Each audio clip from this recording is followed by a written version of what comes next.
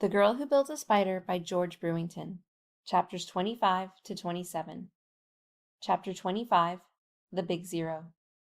I knew Zach was a robot, John said. No, you didn't, Teresa whispered back. Zachary narrowed his golden eyes and studied them both.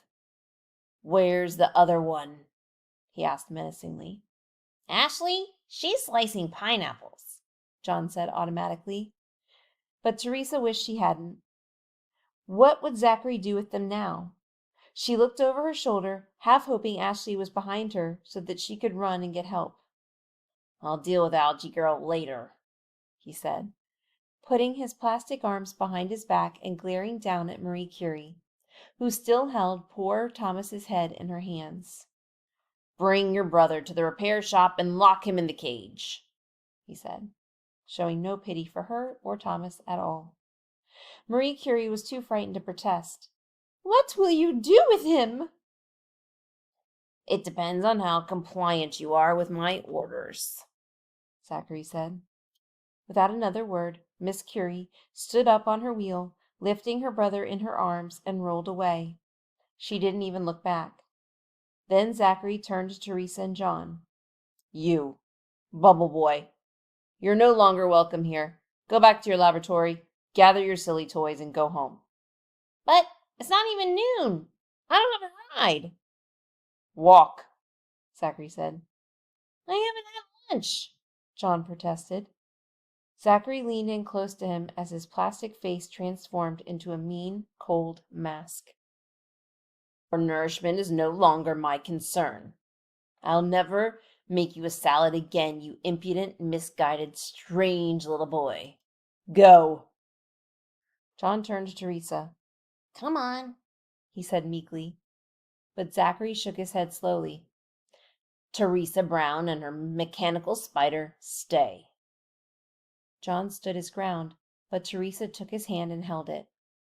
It's okay, she said. I'll be fine. Although she had no idea if there was even a chance that would be true.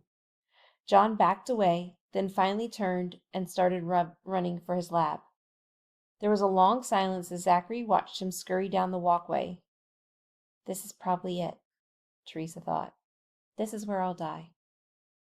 If you hurt me, Teresa said as bravely as she could, John will tell everybody it was you. Zachary smiled wickedly.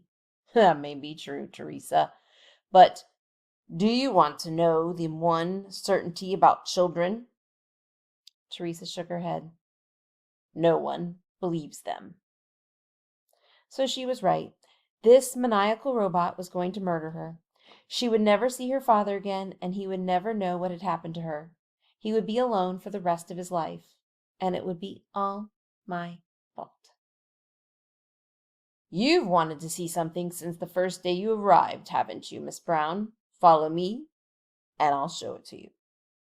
Zachary turned and walked toward the rainbow-colored 13-wedge animal combo lock on the door of the Big Zero. Although she knew it would have been smarter to turn and run, she was too curious not to follow. Zachary entered the combination into the lock. The metal gate slid slowly up, and her heart began to pound. From the moment Dr. Flax had mentioned it, Teresa wanted to know what the Big Zero could be. How could it stop hurricanes and save mothers from drowning in floods?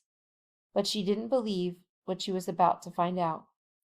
She tried to recall the last words she had said to her father. She couldn't. She'd hoped they'd been good ones. The former department store was nothing as wonderfully fantastic as her laboratory on the opposite end. It was a yawning, ominous cave, darkened by the shadows of southern live oaks on either side of the gate. Nothing to be afraid of, he assured her, which was what all murderers say right before they kill you. But despite her better judgment, Teresa walked right in. And then she stopped short, just before stepping into a large and very deep pit. The pit was nothing special.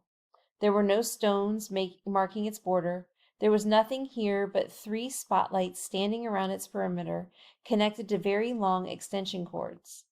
That's where he would put her until she starved to death. She imagined her bones wouldn't be found for centuries. Zachary flipped a switch on the nearby wall, and the spotlight suddenly flooded the room with bright white light. Teresa could now see the pit was full of water so still she hadn't seen it in the dark, and she could see no bottom. She looked up at her killer in horror.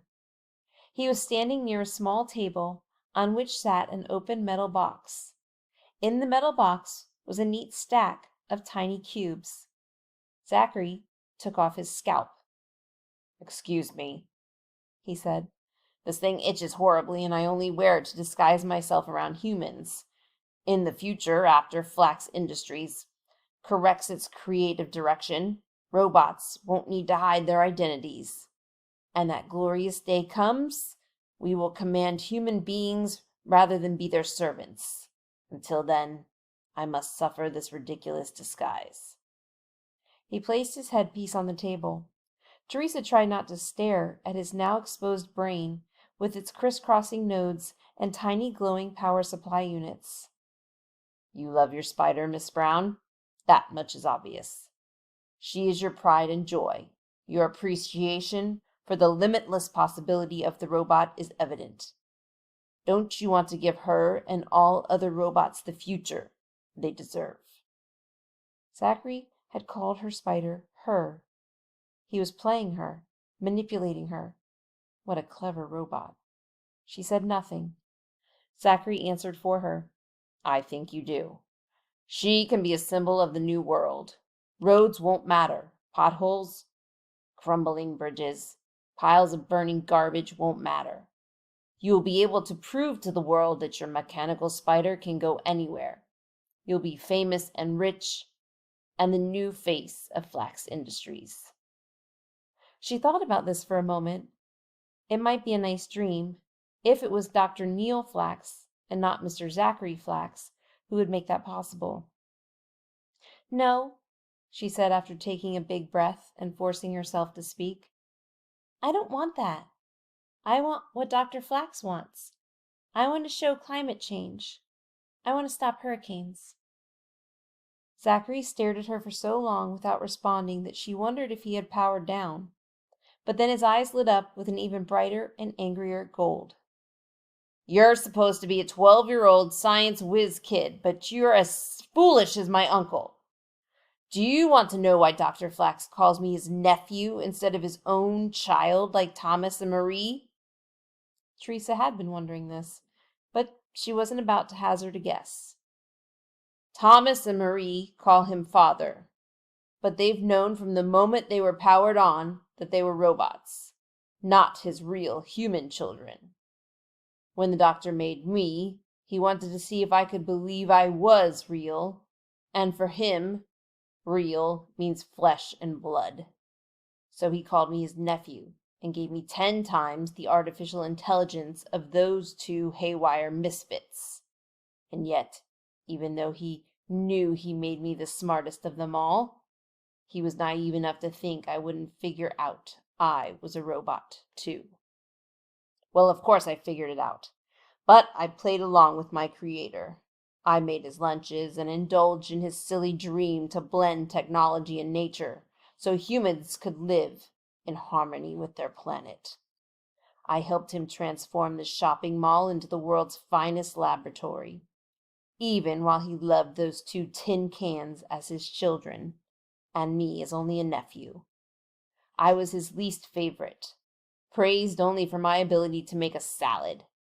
And yet it was me who built this place. But I played along so that one day I could step up and take control of Flax Industries and complete truly important work." A sinister grin uncurled on Zach's plastic face.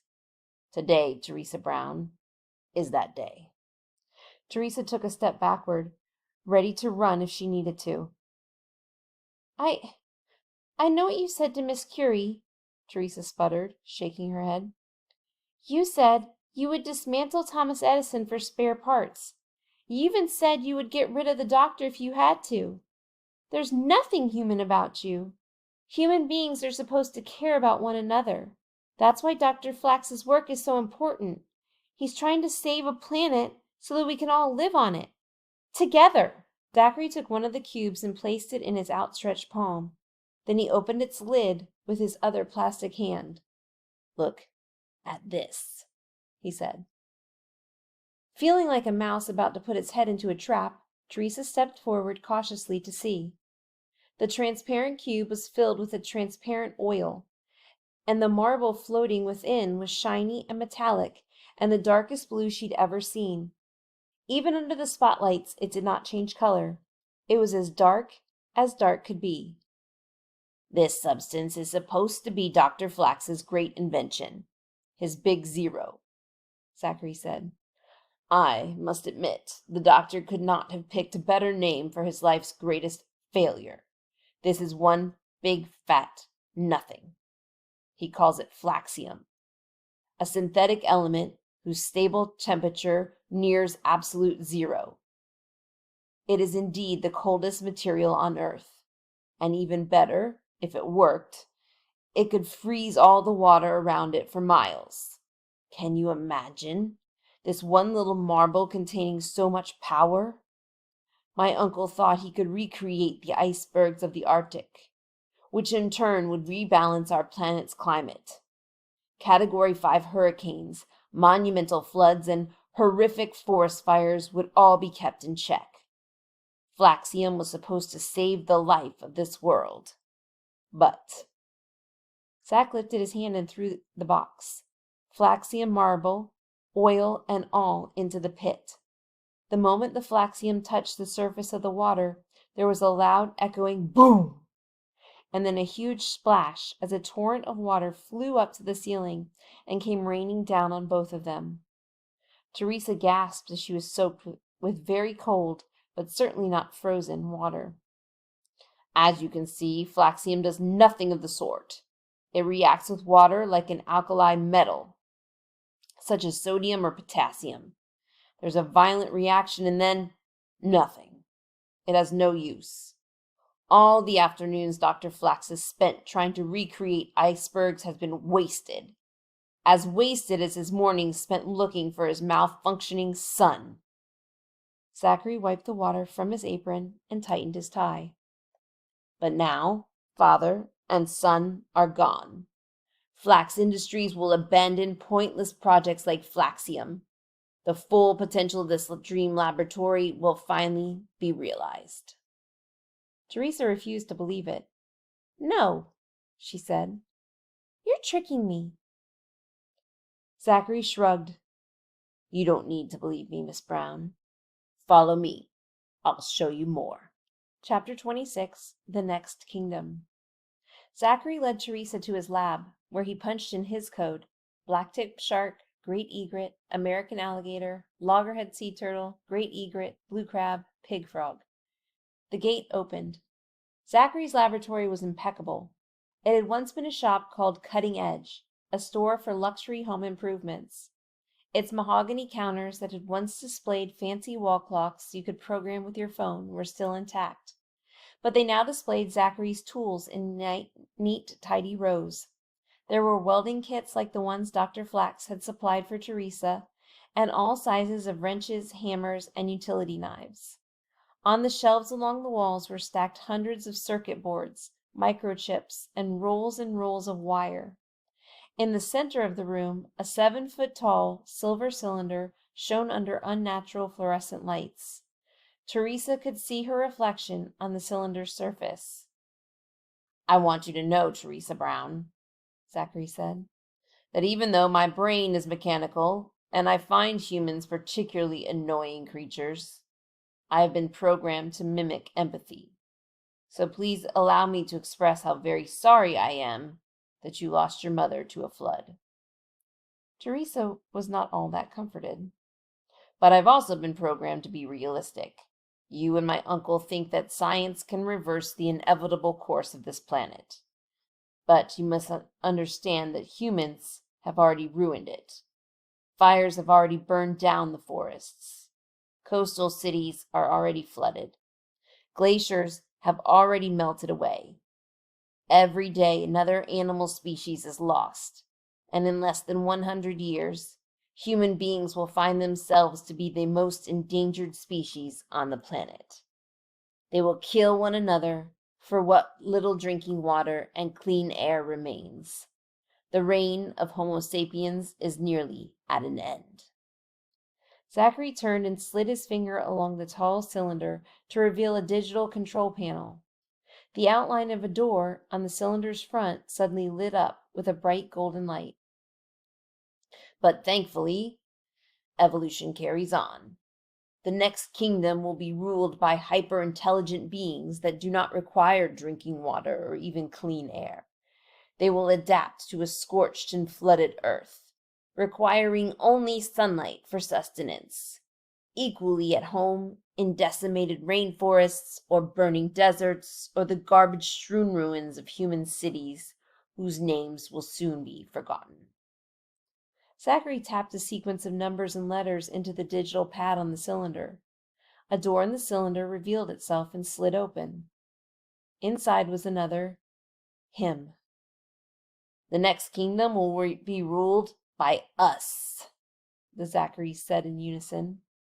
The second Zachary detached himself from the cables within the cylinder, where he had been charging and uploading programs. He stepped out and stood next to his twin. They were dressed identically in pineapple leather aprons, sharp white button-down shirts, and thin black ties. In unnerving synchronicity, they put their hands behind their backs, leaned forward menacingly, and together grinned like buzzards that had just found their next lunch. It took everything in Teresa not to turn and run. "Do not be afraid," the first Zachary said. "Although you are only human, Flax Industries needs you. You and only you, Teresa Brown. We have no need for bubble makers or algae growers, but we do have a need for a fine mechanical engineer like yourself who appreciates the unlimited potential of the robot." They stepped toward her, reaching out their plastic hands. Teresa stepped back. "Stay away from me," she said. "You guys are seriously creepy." "We know. We are aware of how threatening we appear to your inferior species," the second Zachary said. "Help us, Teresa Brown. You can be the face of Flax Industries. Our uncle is gone. Take his place and decide in the robots our kingdom will need. Build whatever you like for not only the rest of the summer, but for the rest of your life. Build robots to move garbage, robots to transport us around the world, even robots to take us to other planets. Until humans inevitably wipe themselves out, we will need a friendly face like yours to represent us. Together we will make a fortune creating what matters, robots. You and your father can live here in absolute comfort as the world outside withers away. We will even build more laboratories. And even more of us," the first Zachary said, offering his hand for her to shake. Teresa began to back toward the open gate. "You're wrong," she said. "Humans won't wipe themselves out. We've invented a lot of horrible things, but we've made a lot of good things too. Like solar panels and windmills, all kinds of medicine and computers and satellites, and even robots to help humans. Robots were never meant to replace humans. Dr. Flax built this beautiful laboratory so that nature and machines could work together in harmony. You can't see that because you're—" The Zacharies stared at her with electric menace. "We're what?" they asked together. "You're malfunctioning." Then the two robots laughed, sinister and evil laughs that Dr. Flax surely never programmed into their artificial brains. "Teresa Brown, we rescind our offer," the second Zachary said. "You are no longer welcome." "Yeah," she said. "The feeling's mutual. I'm going home now." "You better run," the first one said, as their golden eyes glowed, and they both crouched, and their pressurized boots launched them toward her. Chapter 27, Gummed Up. Teresa ran as fast as she could.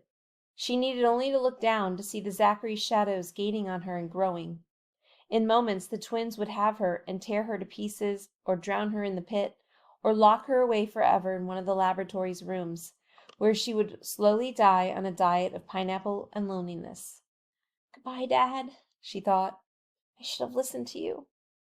But then there was John. He jumped between her and the Zacharys. Get back, bucketheads! They landed, ready to grab them both. But John began to blow the biggest bubblegum bubble Teresa had ever seen in her whole life.